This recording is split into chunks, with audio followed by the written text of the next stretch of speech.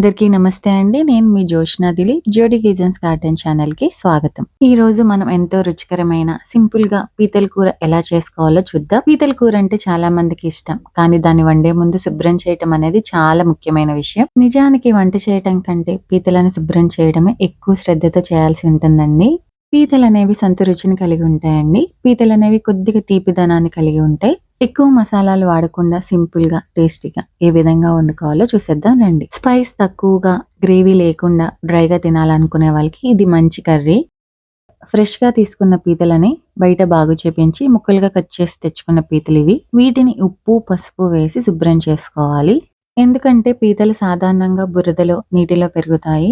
వాటి మీద లోపల ఉన్న మురికి బ్యాక్టీరియా పోవాలంటే ఉప్పు, పసుపుతో శుభ్రం చేయటం అనేది చాలా మంచిది. పసుపు అనేది సహజంగానే ఒక మంచి యాంటీసెప్టిక్‌గా పనిచేస్తుంది. ఇది పీతల నుంచి వచ్చే చిన్నపాటి వాసనను కూడా తొలగిస్తుంది. ఇక్కడ నేను చూపించిన విధంగా రుద్దుకుంటూ క్లీన్ చేసుకోండి. ఇలా క్లీన్ చేయటం వల్ల దాని మీద ఉన్న జిగురనేది పోతుంది. ఇక్కడ ఒక బెస్ట్ టిప్ అండి. పీతలకనేవి ఎక్కువగా కాళ్ళ మధ్యలో జిగురు అనేది ఎక్కువ ఉంటుంది అండ్ మురికి కూడా ఉంటుంది. చేత్తో గనుక క్లీన్ చేయటం కుదరకపోతే పళ్ళు తోముకునే బ్రష్ కొత్తది తీసుకొని దాంతో గనుక క్లీన్ చేస్తే చాలా క్విక్‌గా అండ్ ఈజీగా పోతుంది. ఇది ఖచ్చితంగా ట్రై చేయండి. ఈ విధంగా రుద్దుకున్న తర్వాత మంచి నీటితో 2, 3 సార్లు శుభ్రం చేసి పక్కన పెట్టుకోవాలి.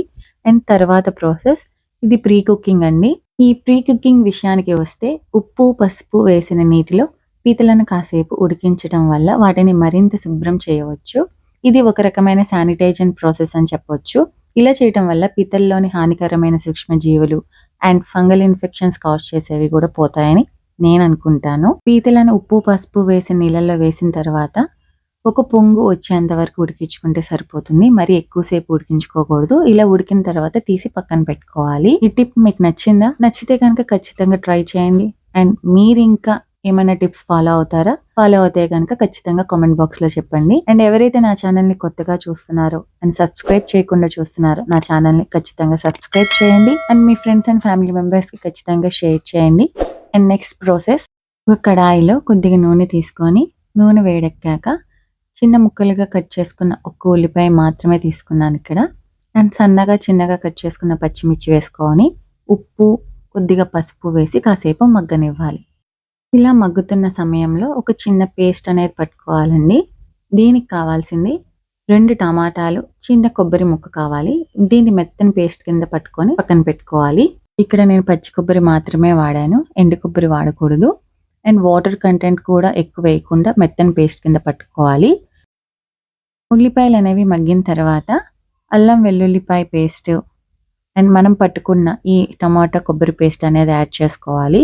యాడ్ చేసుకొని కాసేపు పచ్చివాసన పోయేంత వరకు మగ్గించుకుంటే సరిపోతుంది. అంతేనండి, నేను ఎలాంటి మసాలాలు ఇక్కడ వాడట్లేదు. అరే ఇవేనా, ఇంకేమైనా మసాలాలు అవసరం లేదా అని మీకు అనిపించవచ్చు.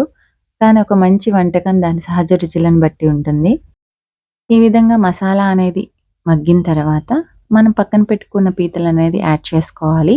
యాడ్ చేసుకున్న తర్వాత మూత పెట్టి 10 నుంచి 15 నిమిషాల పాటు మగ్గించుకుంటే సరిపోతుంది. నేను ఇక్కడ ఎలాంటి నీళ్ళు అనేది వేయలేదు. నీళ్ళు వేయకుండానే మగ్గించుకోవాలి. అండ్ మధ్య మధ్యలో కలుపుకుంటూ ఉండాలి. ఎందుకంటే మనం కొబ్బరి వేయటం వల్ల అడుగంటే అవకాశం ఎక్కువ ఉంటుంది.